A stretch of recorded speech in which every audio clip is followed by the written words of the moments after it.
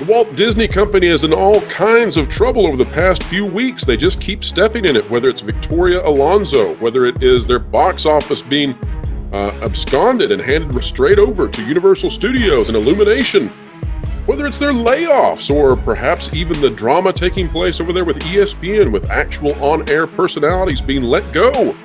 Well, Disney is having all kinds of awfulness just over and over. And we're going to discuss why that is and how they're stepping in it even more.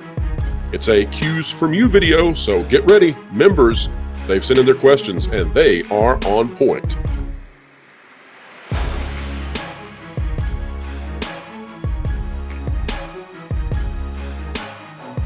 Explaining entertainment, keeping you ahead of the culture curve is what we do each and every day right here on the WDW Pro channel, trying to keep you ahead of that culture curve so you'll know what's coming. Because you come to this channel, you know, hey, Disney's about to do something really, really dumb. Okay, you don't need this channel for that. Granted, we got that one. But joining us to help us in this endeavor is Culture Casino back on the channel again. Culture, welcome back. How you been?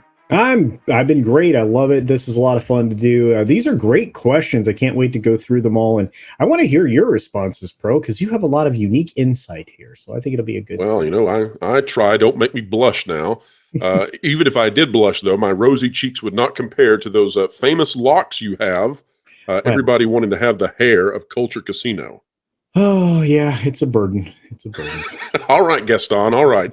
Well, folks, if you like content like this, consider clicking the like button, share, subscribe, and you can stick it to the algorithms. When you click it, we're talking about the notification bell. And that's right. This video is based on questions sent in from members of the channel. Now, this is not for the very lowest entry level, which is the price of a soda. This is from people who are paying for that tier 2 level or above, where we kind of put them in the driver's seat and let them have some control over the channel. And in this case, they're asking the big questions that we're going to be answering today, some of these opening the door to major conversations about Disney. So without further ado, Mr. Culture Casino, you are indeed the guest. Would you please read our first question? You bet. And the first question comes from our friend Rob Wisenhunt, who actually asked this question, Pro. What effect could a writer's strike have on the production of the recently announced Star Wars films? Well, that's a great question, and it's even better today than it was 2 days ago when Rob turned this in. Because, Culture, there are now rumors that John Boyega is perhaps getting ready to come back and rejoin Star Wars, despite the fact that he had previously said he'd never do it. He didn't want to be Disney Plus. And now maybe it's going to happen. It's funny how that works. Same thing with Daisy Ridley, where she didn't seem to have too good of a time with Star Wars when she was there. But a lackluster career thereafter means that even those who did not have much fun are willing to come back and try it one more time. Now, what I'll say about a writer's strike is it doesn't seem to me that that would affect at least the Rey movie. They're moving quickly on that, and even though Mr. Lindelof has stepped away, they brought in another writer, and perhaps, if rumors are true that I'm hearing right now, the skeleton of Mr. Lindelof's script is being kept intact so that they can try to make their deadlines. And therefore, I think that one's going to be just fine. I also don't think that Dave Filoni, who some are now in a derogatory manner calling phony baloney Filoni, I don't think that he's going to be dissuaded from finishing his Mandoverse movie that we're expected to get. But Taika Waititi and some other stuff, that could be delayed. How much of that will be due to a writer's strike versus just the typical drama at Lucasfilm? Hard to say. Culture, you got any thoughts on this one? Well, I think that the writer's strike is upon us. A lot of people want to put their head in the sand. I think that will have an effect across Hollywood and especially on live television. It will affect all the streaming service shows and everything else going forward. So when you look at the effects of the writer's strike specifically on the Star Wars projects, while it may slow down production, I'm in agreement with you, Pro. I think that even if it's a prolonged strike, they are going to push hard to get this done. And once again, I mean, you can work on something and not turn in your work until the strike is over and it's still okay. So I would imagine, as you point out, that Stephen Knight is probably, and I think that's the writer for the Star Wars. That's correct. Stephen Knight yes. And he's no slouch either, would you say? Yeah, he's pretty good. And so I think if they're keeping the framework in place and they have the story beats ready to go, and they've kind of locked that in place, I think he's got a decent framework to work within. And I think that he'll be able to put something out rather quickly, even though we're coming up maybe 2 weeks away from a strike. Sure. And I also would say, too, that what we're saying does not mean that we buy into the idea that the Rey movie will be good. We have no idea. Although if we go off of recent precedent when it comes to Lucasfilm, well, we'll hold our breath a little longer when it comes to whether or not they can produce something of high quality. But anyway, let's get to Jex Reffy's question. It's a fantastic one. It is. And this, as you mentioned, it comes from Jex Reffy 2 days ago. These are amazing. 2 days ago. Very, very timely. Even though my wife and I are not fond of what Disney is up to these days, she still wants to take our kids to Walt Disney World in the next 5 years. I haven't been there since 2002, junior year of high school. Wow. From the stuff I've heard from you and the P&P blog, Pirates and Princesses blog. Yeah. It seems like Walt Disney World has gotten precipitously worse in the time since then. Overall, have you felt WDW has gotten better or worse in the last 20 years since I've been there? And despite all the woke nonsense, would you recommend parents take their kids there at least once in their lifetime? Wow, great question, bro. Well, now, Culture, I took the last one first, and I feel it's only fair to let you have a shot at this one. When's the last time you went to Disney World? Well, it's been within the last year. You have to consider that I, as part of routine and obligation in certain senses, I was in Disney World sometimes as often as 4 times per year, maybe more. And I always enjoyed it up until recently when they turned Epcot into a giant city of walls and a construction zone everywhere. Construction zones, that's right. And of course, Project Gamma's not really what it was supposed to be, and it's not going to live up to everything that was presented to the general public. In fact, it's not even close. For now, you're going to be able to get quite a bit of enjoyment out of the parks, depending upon your young people's age. A rite of passage, Disney World certainly can be, and I would make the trip sooner rather than later if you're trying to avoid more woke stuff, because more woke stuff is on the way. There are some things that Pro has covered here, and a few other places, including that Pirates and Princesses blog, and of course that Park Place, which is the first stop I have for Disney news, and that's not appreciated greatly. Yes, that's real. Yes, happy to have you there, Culture. You'll find that the Frontierland may be making significant changes, and not for the better. So if you're going to do this visit sometime in the near future, I would recommend doing it soon. And as far as is it overall better or worse in the last 20 years? Well, if you like roller coasters, it's a little better. If you like the natural spirit of what used to be in Epcot and a few other places in the parks, I would say it's a bit worse. So pick them. Sure. Now, that's a great answer. And I would also like to answer it. But before I do, I want to share something that I think will illuminate what Culture has just said about how the company is going to go more into that quote unquote woke direction. And that this will kind of answer why maybe it's better to go now rather than later. Although some, such as John Trent over on Bounding into Comics, he would argue no, that don't support this company in any way.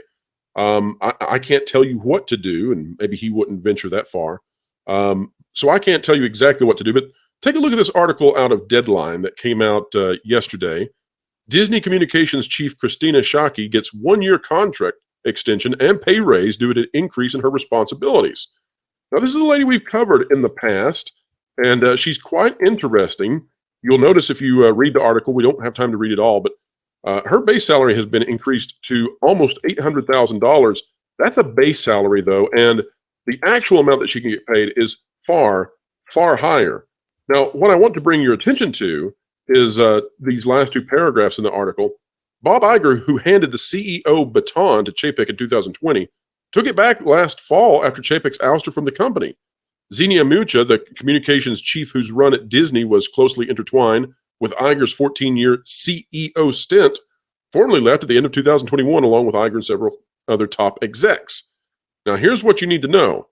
This lady that it's talking about, Miss Shockey, she came in after Jeff Morrell was sent packing, and he was a very moderate person, somebody who had come in from the Pentagon to work as a PR person over the Walt Disney Company, reporting directly to Bob Chapek. And he basically told Disney to stay out of politics, which now, in hindsight, was brilliant. It doesn't take a genius to come up with that. That's what he said. And he was sent packing. And so then they brought in this lady, and I want you to hear who she's associated with because this will explain a lot. She brought significant political experience to her role. Political experience, okay? Not marketing experience, not public relations experience. She brought significant political experience to her role, having spearheaded the campaign that we have all watched over the last few years at the behest of President Joe Biden. She also previously led communications for First Lady Michelle Obama and was one of the top communications officials with Secretary Hillary Clinton's 2016 presidential campaign. On the corporate front, her past positions include that of Global Communications Director for Instagram. So this is a political operative person, and I'm not trying to be negative. There may be lots of viewers out there who supported Joe Biden or Hillary Clinton or the Obamas. You know, so be it. Fair. This is not a political channel at all. We're apolitical in everything we do here. But the dealio with this is she's not a PR person. No. She's a political operative. And she was brought in to lead all of the PR for Disney. So if you're wondering why is Disney doing the things that Disney is doing, why does Disney continue to step into politics? Well, they got rid of a moderate guy. They got rid of a guy who the most political he was working for Jeb Bush, which is about as moderate as you can get. And they replaced him with this lady who is just, I mean, she is utterly political, and she's in charge of the communications. She's in charge of the statements that get put out and some of the directions the company takes. Iger, he likes her, and his people pretty much put her in there and kicked out Chapek's guy and then kicked out Chapek after that. So if you're wondering why the company continues to move in that direction, that's why. They're giving her a raise, and she's going to continue doing the things she's been doing. Now, in terms of whether or not you should go and take your kids at least once in their lifetime, well, I have to say, here's what I would. So Walt Disney was a creative genius, and the Magic Kingdom is his genius made manifest. When you walk into Main Street, you step into his childhood in which appropriate capitalism and entrepreneurialism help bring forth dreams upon the horizon. That's the whole meaning of stepping into Magic Kingdom. You step in to Main Street, which is America, Americana. You step into his innocence and this idea that if you work really hard and you do the things rightly in a civilized way, that dreams await. And as you peer forth beyond Main Street, USA, that is why there is a castle. That castle represents the height of civilization and nature brought together. You see, the castle is a human structure, although it's made in a fantastic way. Fantastic not as an adjective that we usually use, but fantastic as in referring to fantasy. And it's surrounded by a garden. And if you think on a psychological level about what a garden is the place where nature and civilization come together and where the best of nature and the best of human planning come forth into unity. And the reason that we love the Magic Kingdom more than just about anything, and it's deeply psychologically resonating with people, is because of this. Even if you subconsciously don't know it or consciously don't know it, subconsciously this is happening where you're inside Walt's childhood looking forth into the garden, and beyond that garden, beyond the castle, lies fantasy land, lies the imagination. And all of imagination opens up to you if only you put the parts of your life into the right positions to where they should be. You build the hierarchy as it should be, and you step forth into the garden of the garden is a deeply psychological idea too, even going to a biblical perspective of what the garden represents. It's paradise, and beyond paradise then are all the dreams and wonders that exist. I give that very long explanation, way longer than maybe I should have, but I give it to tell you this. If you want to take your kids to experience what Walt designed, I have absolutely nothing against that. And I hate that Disney has become a company where it's a question whether or not they should be shared in that experience. It's an experience that was once something that all of Americans wanted to go see at least one time, right? We've got to go see the castle. And you wait as you get onto the ferry, or you wait as you get on the monorail to see the castle. There's a reason that castle matters. It's a psychological thing. Yep. But I take no issue with wanting to do that. We all have to come to our own decisions about how much we're going to support or not support the company. And that's something we all determine. But I would say to you, it would be a very sad thing if the modern company steals the legacy and the experience from your family that Walt intended to give them, even up until today. So there you go. Yeah. All right, culture. Well, let's start with the next question, which is from a huge supporter of the channel. My goodness. Hey, man, we love Tommy. And by the way, Tommy was on the live stream with Renegade Online once upon a time. And I hope that Tommy will make it to the live stream, the members live stream that we'll have on this channel. But Tommy just killed it. In fact, Tommy was so good, maybe at some point he needs to come on the channel. Very articulate, very, very intelligent. I couldn't pronounce articulate. That's a joke, folks. No, it's not. Go ahead. No, and this is fantastic because, of course, we love Tommy Tables. He's everywhere. And he says, no, seriously, what on earth happened with The Mandalorian? I don't know. It wasn't on Earth. That's the first problem. But no, honestly, especially that finale. Was it written by AI? Wow. I don't know, bro. What do you think? Well, so I think Tommy is on the same page as we are when it comes to The Mandalorian. But I do have a funny response to this. Tommy, on the members exclusive live stream, which is available to all members of the channel, we'll be doing this later this month. But we're actually going to attempt to write a script for the Rey movie. We're going to try to help Lucasfilm out in that members live stream. And what we're going to do is we're going to turn to Chat GPT, and I'm going to let members of the channel in the chat send suggestions, and we're going to see if we can get Chat GPT to write a better script for the Rey movie than perhaps what Lucasfilm could produce. So we'll find out what it would look like to have AI write a script. So great question, Tommy. I'm intrigued. If you tell it to write in the style of George Lucas, a Star Wars sequel, Episode 10, what would you? That would be wonderful. I can't wait for that. I'm very excited for that. But to say this and just to answer your question, Tommy, I can't answer the question. I don't know. Look, the last season, the third season of Mandalorian was for children. It was not written for adults any longer. They abandoned the idea that Star Wars is for everyone, and they went with something different. Exactly. It is. It's definitely a demographic switch. Yeah. Now, why they chose to do that, I do have an answer now. I did not before. And I'm going to be putting out a video early next week talking about exactly what has happened. The answer will surprise, I think, most people on what caused them to make this very serious tonal shift. And I will tell you that based on what I've been told from a source that I really trust, and I think we should trust because of how accurate they've been, this has more to do with season 4 than season 3. And it'll make sense once we explain it. I bet you that has something to do with Filoni's favorite, but I'm sure we'll get there eventually. We will. All right. Next up is a question from our friend Liam Lionheart. Again, 2 days ago. I can't believe how quick these questions come up. Did the last James Bond film make money? I ask because it seemed a love letter to the woke. So I stopped caring for the reboot. Well, all right. Well, I could give an answer, but I promise that it would not be as good as Culture. When we were looking at these questions before we started the video, Culture had an answer. He started into it, and I said, whoa, just stop. Save it for the video because you're doing better than anything I can come up with on this thing. So, Culture, take it away. How did Mr. Bond do? Well, the problem is it's a very difficult question to answer because we run up against a lot of different challenges trying to calculate whether or not it made money. And I assure you, the studio tried to figure it out as well.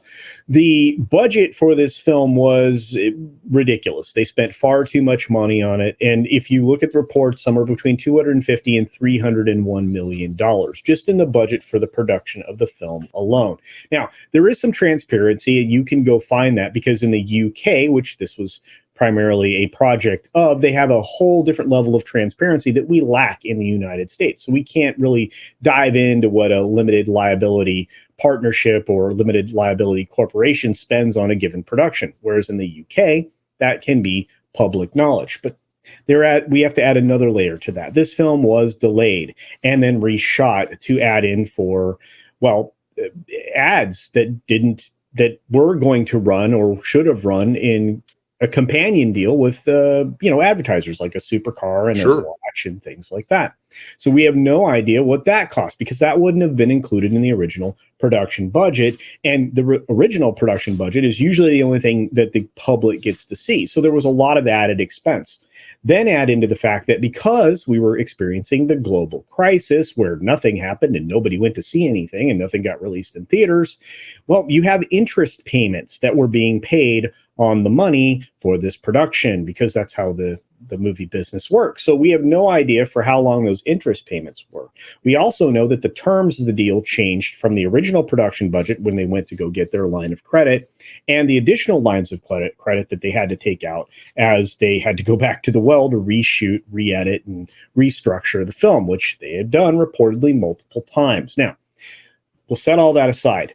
We know at a minimum they were looking to recover $650 million. Now, how do we know that? Because that was the bare minimum price that they were willing to take from one of the streaming services, because we know they offered it up to 3. Those 3 streaming services were Amazon, HBO Max, and of course, Netflix. They were the ones that were in the running for acquiring the opportunity to show this film. Now, this is also further complicated by the MGM deal that was still in the process going back to way back then. When it eventually released in theaters, it earned quite a bit of money. Your question is, did it make a profit? I would say maybe. That's the best answer I can give you, because with as much money as was spent holding this film off to go to the theaters, it's anybody's guess at this point. But it's a fantastic answer, even though we arrive at maybe. And I will tell folks out there, you could pay all kinds of money. You could pay all kinds of a tuition to go hear professors explain to you the finances behind the industry and movies and all that sort of thing. You wouldn't hear an answer as good as what you just received from Culture Casino. It is tuition free right here in the University of Pro. And so if you have not yet subscribed to Culture Casino, if that did not convince you, I don't know what will. Seriously, folks, run after the video, not right now. Run to his content and subscribe. Fantastic answer, and I cannot add anything that would approximate even being close to that. Well, that was very flattering, Pro, and thank you, and I appreciate it. But we do have more questions to get to, and let's start with Michelle C's question here from 3 days ago. Disney has fallen so far into woke. I just want to walk away from everything Disney. Believe me, I understand that sentiment. However, Disney owns so much. How can one person closing their wallet to Disney work when there is so much that is Disney? How do we find a list of everything we should stay away from to make our point? Or should we focus on just Disney? Good question. Well, Disney is a sprawling company. However, it is mostly linked to entertainment, theme parks, vacation type items, and there are some ancillary kind of things like news and live sports, ESPN, for example. But it's not so hard to avoid Disney stuff if you just look up the different subsidiaries that it has. If this is something you're wanting to do, and I'm not advocating it, I'm not telling people to boycott Disney, I'm not telling people to avoid Disney. I tell you to make your own decisions, because I know that my audience is so wise and so smart that they know what is best to do with their family and what they aim for in life and what companies they want to support. So I fully commit that over to everybody who's watching to make those decisions on your own. But should you want to avoid Disney? Well, don't buy Disney Plus. That's the biggest thing you could do. That is the behemoth. That is the thing from which all of these different tributaries flow into. Disney Plus is the thing that much of their stock value depends upon. And then the other thing is Disney World itself. That is the crown jewel in all of Disney's portfolio of items. And but I just advise somebody else that, I would hate to see their kids not get to experience what Walt designed at least once. So I don't have a solid answer for you on what you should do, but as far as how you should go about avoiding Disney, Disney Plus, Disney World, ESPN, ABC, Disney Cruise Lines, if you avoid those items, you're avoiding the big ones. And then, don't buy the Mickey Mouse diapers unless you just want to take a dump in them. Wow. I don't know that I can add much to that, Pro, and that was really funny. But honestly, if you've made up your mind to do this, it really is very straightforward how to cut ties with Disney. And believe me, there are times I wish I could completely do it. There are obviously all those entertainment properties that Pro mentioned, but they are spread out pretty vastly. ABC, obviously networks, and as Pro mentioned, ESPN, but those are rather easy to avoid. The physical entertainment products are the ones that are the hardest to stay away from. So, I'm not going to be going on Disney cruises. I won't be going to the parks anytime soon. I won't be doing a lot of different things. Unfortunately, because of the nature of things, I have some ties there that I can't shed easily. But for the most part, it's easy to just not buy anything that's tied to Disney. I don't support them. The action figures. I don't support the companies that have licensing agreements with Disney, and that sends a message. Can't speak. That sends a message twice over, because you're telling the company that's licensed the product that you're not interested, and believe me, they are going to not be interested in making things with Disney's licensing agreements any longer. So. Yep, and then some other tips that you can do if you want to have those precious Disney movies that you loved as a child still be in your house for your children to watch. Not a problem. Go to garage sales, go on eBay, do whatever you need to buy those physical copies, but you don't have to give Disney money to do so. And again, I'm not advising you on what you should do. I'm just telling you that if that is your desire, this is the strategy that you can take hold of. All right, we've got one more question sent in for this Cues from You. Again, a feature that we offer to all members at the tier 2 level and above, and it's weekly. And we enjoy our members and trust them to send us great stuff. And so far, we haven't skipped a one, folks. These are all questions sent to us by members. There's none that we said, that's not good enough for video. You guys are great. So, Culture? Well, the final question comes from Discrapto. I think that's how it's said. It is. Discrapto from Spain. Yeah, that's amazing. And we're, again, another great one. Disney's been in constant fire for a time now, but not about a single problem, but quite a few. Yes. How would you rank them in the top 5 or 10, and why? Whoa. Let's stick with the top 5. I think if we do 10, it'll take too long. That'd be practically its own video. But Culture, in no particular order, give me your top 5 that you can just think of off the top of your head. And it tends to be that the things that are on the top of your head are usually the biggest ones anyway. So top 5 issues Disney has. Wow. They're abandoning their target audience, but they're doing it on multiple fronts. As you said, these are many problems. So when it comes to television, they are abandoning good storytelling because they aren't bringing in qualified writers. They're bringing in flash in the pan folks that have caught their eye, or the latest hot thing, or some kind of advocate of some sort. You can use the word activist; it's synonymous. Films, they have the same problem. Their film products are failures. We have not had a financial success that's been purely Disney or one of their older IPs that they've acquired, like Star Wars and Marvel, for quite some time. I still point at the Avatar film, most recently, the Way of Water, is something that was brought on because of Fox. It was already well into production. It was moving forward, and there was no stopping that train.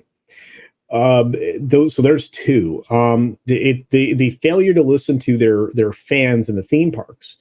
They've moved forward on quite a few projects that don't seem to make any sense, which would include the complete reimagining of Splash Mountain in both U.S. parks, which is a tragedy.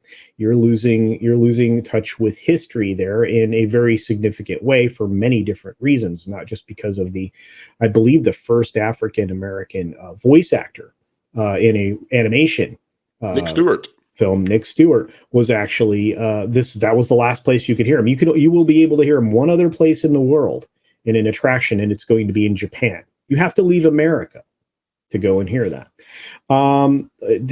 Again, they are abandoning a whole lot of ideas that go along with the development of their theme parks, such as sightlines and things like that. When you look at Tron next to Space Mountain, next to the railroad, it doesn't make a lot of sense. More problems. Diving into political matters would be the 5th one, and just avoiding politics is job one in any business. And you can look at the controversy recently with a certain adult beverage company, just to point at one thing. And I don't know why you would try to alienate 50 to 75% of your audience. It is baffling to me. Well, if you have a political operative as your communications manager, that'll do it. Yeah. All right, Yes, here's my top 5, Culture. Again, in no particular order. So don't anybody sit out there and think, oh, well, he's ranking these in a hierarchy of problems. I don't have the mental fortitude to do that at this point and keep them all straight. 1, Disney Plus subscriber stagnation in North America. Huge issue. Number 2, merchandising collapse in terms of the male demographic for toy sales for Disney. Number 3, the hiring of individuals who are ideologically compromised and captured in mass as a part of Robert Iger's attempt to move the company far to the left for his prior interest in running as a Democrat in the primaries, where he then assumed that he had to do something to move the company far left to give himself the left-leaning acumen to get through the primaries, because that's not a moderate place to navigate. You almost cannot do that as a moderate. And so, but what happened then was that once those people were brought into positions of power, they've continued to stay there, and they've continued to bring in more people. And then that has led to a collapse of the meritocracy within Disney. And instead of individuals being hired for merit, they're hired for immutable attributes, things that they were born with, but that don't necessarily demonstrate that they can produce a product that is at the level that Disney used to be. And that has nothing to do with your immutable attributes. That has everything to do with, at the hiring stage of the process, looking and saying, what can you do that's fantastic? Because this is a fantastic company, and we require fantastic things to stay on top. All right, so number 4 then would be the, what would we say here? Number 4 would be the politicization, just like Culture said, of the company. Once you become political in any way, for any company, it doesn't matter if you are a family entertainment company or if you sell widgets and doodads. It doesn't matter. Once you become political, then half of your audience leaves, whichever way you go. And so the only way for you to exist as a company, especially trying to reach out to children, is that you aim for the sensible center and you try to present universal truths that almost everybody can agree with, and you stay away from the spicy, because just like kids don't like spicy food, parents don't like kids watching spicy content at all. And then the 5th and final thing, and this is a big one, this is just happening, we're watching this in real time, the absolute collapse of Disney as a box office family entertainment company. They are no longer at the top of the mountain, and they're not even close. Mario is not just cleaning pipes, he's cleaning their clock, that being the mouse. And it's not obvious when Illumination will ever give Disney the opportunity to come back into first place again. If the Nintendo Cinematic Universe continues with this kind of success that we're seeing, this record-breaking success out of Mario, if Zelda comes, if Punch-Out comes, if Metroid comes, Yoshi's Island, then Disney has nothing that will beat it outside of Moana 2. They have nothing that will beat those things. So Disney is now a tier 2 or tier 3 box office performer when it comes to family entertainment. You've got the Shrek franchise likely coming back. The Minions are not going to be diminished anytime soon. No. And so, yeah, it's not good to be Disney right now in terms of that situation. The mainstream media has not caught on to just how dire that is, but I suspect that the people at the top of the C-suite over there in Burbank, they get it. And, of course, everybody here who watches this channel and watches Culture Casino, they all understand what's happening, because, once again, folks, we're keeping you ahead of that culture curve so that you know what's about to come down the pipe. Well, Culture, I thank you so much for being here for this Cues From You video. I love these. I mean, when we first started, I didn't know how it would go, but I love them. And the questions are just fantastic. I hope so many out there will begin getting that tier 2 level membership and sending these questions so we can continue to answer stuff like this. It's really great. Maybe at some point we'll have to have 2 of these videos. Who knows? Culture, any final thoughts before we wrap this thing up? I think you're right. The questions are brilliant. There are going to be many more. This is a beautiful segment, and you guys are great. So yeah, do check out that tier 2 level membership because it's worth it in so many ways. So thank you for Well, having just me, like you, Culture, where can people find you on this great, big, beautiful web out there? Oh, well, you can find me at Culture Casino. It's not complicated. That's where I am everywhere. It doesn't matter if it's Rumble, YouTube, Odyssey, Twitter, Mindsgetter. That's what I am. I'm easy to find. So. Well, if you're on all of those, then I'm going to change your title. I have said that you're the hardest working man on YouTube. Perhaps you're just the hardest working man on any tube. How's that? That sounds great. It sounds wonderful. And I appreciate it. Once again, bro, for having me. This was wonderful. Thank you. Well, a joy to have you, sir. Folks, if you like content like this, consider clicking the like button, share, subscribe, and you can stick it to the algorithms. When you click it, we're talking about that notification bell. Drop a comment down below. We care about what you're thinking. This is not a conversation between two people reading the comments made by members. No, indeed, we care about you and the things that you have to say, and we do respond quite often. Also, if you've not heard it before, we'll say it one last time. For just the price of a soda, you can hop in as a member, dip your toes in, and see if you like it. Exclusive content right here on the WDW Pro channel. Folks, wherever you are, whatever you're doing, keep learning, keep growing, and keep having fun. Floral, it's time for you to walk the plank. What? Why? Cuz you haven't subscribed to WDW Pro yet. Nor bookmark thatparkplace.com on your web browser to get great articles from great contributors. What?